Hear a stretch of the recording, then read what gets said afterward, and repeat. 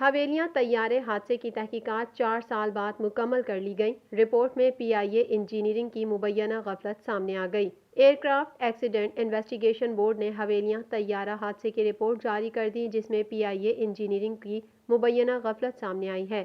واضح رہے کہ 7 دسمبر 2016 کو طیارہ حادثے میں جنید جمشید سمیت 47 افراد شہید ہو گئے تھے۔ تحقیقاتی رپورٹ کے مطابق حادثے کے شکار طیارے کا ایک انجن بند ہو گیا تھا اور دوسرے کا بلیڈ ٹوٹا ہوا تھا۔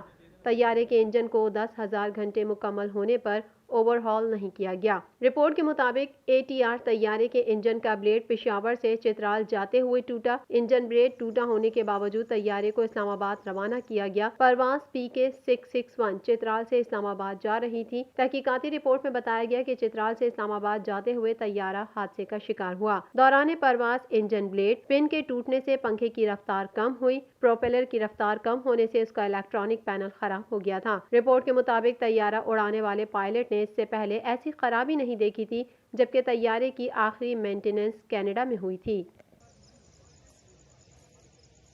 پاکستان بھر میں نمائندگان کا وسیع نیٹ ورک، ہر خبر جاننے کے لیے دیکھتے رہیے TNN TV۔